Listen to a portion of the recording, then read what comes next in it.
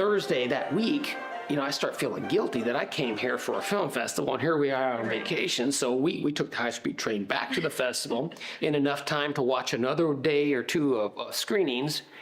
And we watched a film that was made by a gentleman named Paul Perry.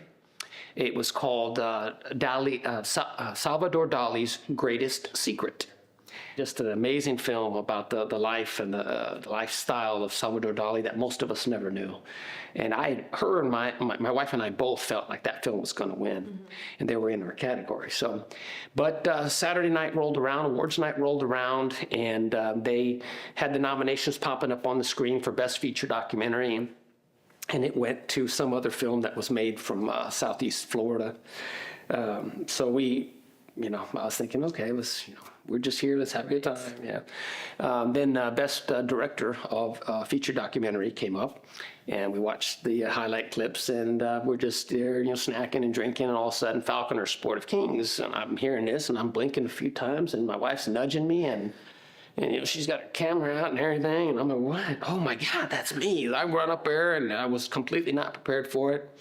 It was a very humbling experience to be in a room that full of, I think there was like 70 countries represented that day, and to walk away with something was amazing. But so when I came back to my table, a couple of gentlemen who, this Paul Perry I was talking to you about, and another gentleman that helped direct and produce the film, came up to me and introduced themselves to me and asked if we'd like to go have lunch with them the next day.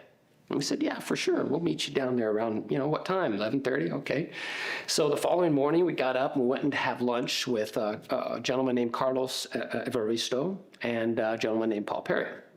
So they start, we're having lunch and having a great time, and they start asking me questions about falconry and how did you become a falconer and how long have you been a falconer, or what do you do, what else do you do, So we had these long conversations. And then at the end of the luncheon, this gentleman, round glass, puts his nose down and says, well, I'm really good friends with the Royal Falconer of Spain. He says, Don Tejero, something. And I'm like, oh, okay. He says, I'm going to invite you this fall to come back to Portugal. And we're going to go on a little tour through Portugal, and I want you to go meet him, and maybe you guys can go hunt. And, so I'm like, okay, well, all right, sure, okay. So we didn't think anything of it. Well, we come back home, a few months later. I specifically remember what I was doing that day. I run fishing charters. I'm a master class captain. I do that in my day job. In your spare time. So I'm working there, and I'm coming home, and I was checking my emails, and I get this email written up in Portuguese, and it's got these, the royal crest and this and that and all, coat of arms, logos, and all this stuff on there. And I'm like, I can't read Portuguese. So I was telling Julia, I said, hey, my ex-wife, Marcia, we're real good friends at the time still. And I said, hey, she's fluent in Portuguese. Maybe I'll just forward this to her and let's see what it says. So she returns the email with OMG exclamation mark. And then she reads all this out to me. And it was a personal invitation from the Duke of Bragança, the head of the Royal House of Portugal, to come to his country that fall. And he was going to take me on a pilgrimage tour of his country to understand all the history of the Catholic Church. And we visited all these, so we showed up and he took us, just like he said, on this pilgrimage tour throughout Portugal.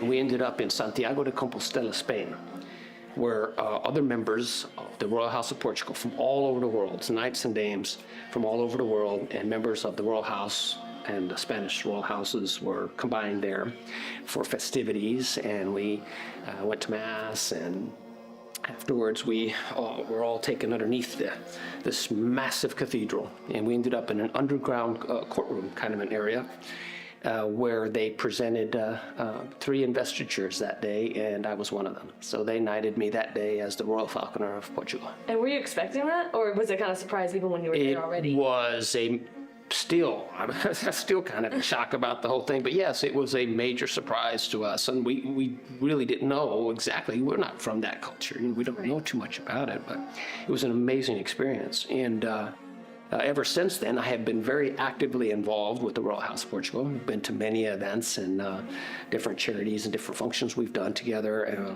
A couple years later, we were invited by one of the royal houses in Spain, also in Valencia, Spain, where we were knighted as the Knight of the Holy Grail, where in Valencia, Spain, they actually have the Cup of Christ, the real Cup of Christ. So it's a long story, but there was an opportunity there for me to become a knight in Spain. It was once in a lifetime. It was a signing of protocol between the Spanish house of the Knights of the Holy Grail and the members of the Royal House of Portugal, that if you were in either one, you could be knighted in the others. Okay, it was once in a lifetime opportunity, so I took it. I wasn't going to not take it. So we've been very actively involved since then. Yeah. And so there are any certain responsibilities as a falconer specifically? I believe so, yes. I think that long term, once if I decide that I would ever want to move there, I think that I'm going to help them to establish the Portuguese Falconry Association, much like we have here, NAFA, which is a National American Falconry Association. I think that I could play a good role in helping to possibly legalize wild take over there, have breeding programs, help organize a legitimate Falconry Association that would be governed by the Royal Falconer, the Portuguese Royal House, that would be under the authority of the Royal House of Portugal. Does that make sense? Yes. So, yeah. So there's a lot of potential there in Spain for you. Yes, definitely so. While you're making the Falconer Sport of Kings film, there had to be a lot of new opportunities and experiences. What do you think was the craziest thing that happened to you? When we first got there, we were assigned full-time bodyguard, military policeman, okay, because we had tons of cameras, we had 5 U.S. passports, we had security, really good, tight security. And, but it was kind of a bummer sometimes because, we'd we're at nighttime where, my DP and I were like, hey man, you want to go get a beer or something? And every time you went somewhere, What's wrong with you? You had to have translators. It's not an easy process, okay? So we decided we were going to sneak out 2:00. We're just, you know what? We're just going to, everybody's asleep and, let's go grab a beer. Let's go find a beer. And we didn't really know what we were doing, because we get out there walking around the streets. All of a sudden the streets went from pavement to, dirt streets, and we're still walking because we could hear music. We can hear thumping and bumping. We just couldn't find the place. And we're walking around, turning here, turning there. Well, we finally figure out where this music was coming from. And wouldn't you know, it says in English, in big neon blue letters, disco. And it was flashing, and you can hear the music, and we're like, we've arrived. We give each other a high five, So we walk into this place, a 3-story building, and we walk into the first floor, and lit up. There's everybody, dancing, and everybody's just having a great time. And the music was, music that I recognized. And I look over a big, huge bar full of beers, and I'm thinking, man, this is great. So we belly up to the bar, and we probably didn't think about it, but I shouldn't have walked in boots with a cowboy hat, with a. You were a target right there. Well, we didn't look the part. We could definitely. You could tell we were out of place. And so we get up to the bar, and we really don't know how to order beer there. We just start pointing, and the lady comes over there, and this one, yeah, that one. And she puts 2 beers down, opens them up, and my DP, Fernando, reaches in his pocket, and he puts down $100 U.S. $100 bill. And before I can say no, boom, $100 bill was gone. 2 beers, to the side. Lady starts working her way back through. And he goes, what, man, what? I said, you just realize what you just did? I said, you just put down, that's probably more than a month's salary for these people. I said, well, good luck, hope you get it back, or whatever, patting my back. Never thought about it. It never came back. We're sitting there looking for change, we're almost finished with the beer, and I said, you ain't getting it back. I had a pocket full of Turks, Mongolian Turks, so from then on, I began to pay with Mongolian money. We had a good time, but it was shortly after we'd order our second beer, a couple guys come in there and put their arm around me, and American, and I'm, yeah, how you doing, I can't speak, but, we're just drinking and we're carrying on, same thing. 3 or 4 other guys come around, hanging out, wanting to try to show us around the place, and we don't even know, how to speak to them. So we kind of followed along for a little bit. And after we'd had a few beers, I said, all right, wait, we probably, we're way out of our element here. Let's start heading back to the hotel. And he agreed. So we leave, we exit the bar, And we don't get 30 yards from the front door, and I hear the front door open and slam behind me, and I turn around, and there's 7 of the biggest Mongolian men I've ever seen, okay? Because Mongolians they're not small Asians. They're big Asians, right? And there's 7 guys that are all, tall as me or taller. And they're looking at us, and I was looking over my shoulder, and I kept walking, and about, I took 20, 30 steps, and looked at Fernando, and he looks at me, and he's like, oh, no.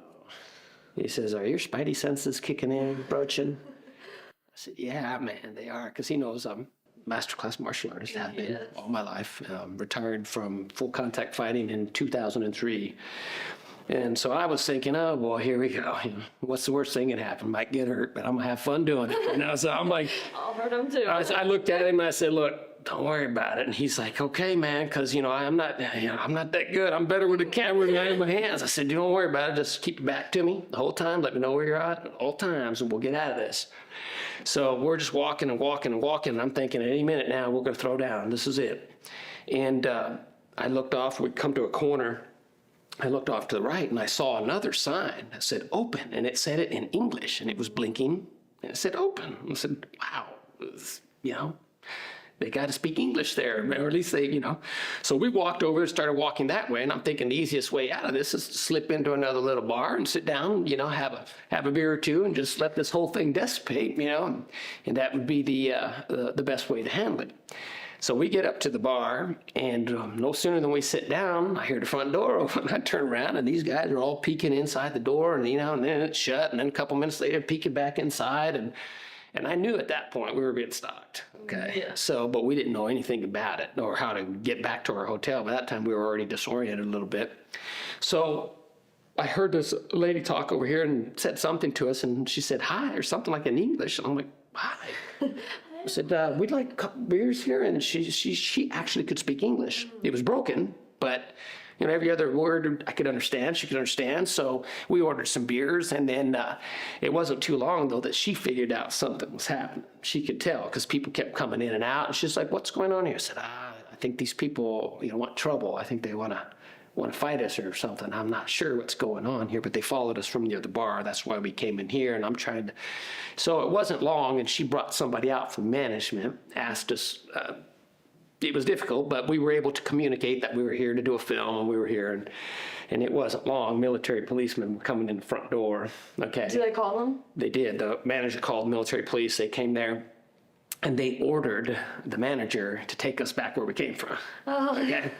So it wasn't long, and the gal that was serving us beer was like, I have to pick you up, but I'm going to put the car in the back, and you come in the front door. So we went out the back door. We jumped in her car real quick. We told her the name of the hotel. She ended up taking us back. And it wasn't until the following morning that we realized the magnitude of the situation, because this one gentleman that was assigned to us, his name was Eckenbold. Okay, and if you've ever seen any of the Bruce Lee movies, this guy looked like Bolo Yang. Little bitty glasses, military man, full metal jacket. It's the real deal. He comes barging in our room, with 2 translators the following morning. And where were you guys last night? What'd you do? We wanted to know the whole story. And he left. Well, he came back a few minutes later, load up. We went to the place where all this stuff took place, and he's in there chewing out all these people, chewing them all out, and we're just sitting there like, what did we just do? We got a lot of people in trouble that night. Okay, so, but it happened. That's the reality of what really happened that night. That was probably one of the most intense situations. But like I said, there's a lot more went on behind the scenes than what the audience got to see in those 70 minutes. Yeah, that was an exciting, because none of that was on camera. Because you were kind of off the grid. We were definitely off the grid. But if you can imagine. Yeah, so. It was a big deal. Yes. So the music in the film was incredibly intense and just really got the message across of the intensity of the hunts and just the drama, and I loved it. Oh. But how do you find that sort of music? How do you go about acquiring it? We were very, very fortunate to get that music. Mm-hmm. It was not planned, okay? When we were in the capital of Ulaanbaatar, one of the assignments for the crew was to find me native music. Okay, if we had to, go to some street corner somewhere where they're playing music, do whatever we had to do to get some type of native music, because it's not something you could fake. You can't just buy some Chinese music or buy some Japanese music to throw into a Mongolian film, okay? So it needed to be authentic. We wanted authentic Mongolian music. Never would have dreamt we would have come up with the soundtrack for this. So, but this gentleman I was telling you about, Eckenbold, we called him Bold for short because it was easier for us. So this was right before we were getting ready to fly to Bayanogi. This is after the fact that we figured out, hey, we got to go someplace else, okay? We were actually informed we were in, the wrong part of the country for this. So we were there for a couple of days prepping for that journey. And Bold says, is there anything else before you guys leave? Is there anything else you need here before you head out on the next part of your journey? Well, one of the translators had said it. Yeah. So everything was a 3 or 4 way conversation.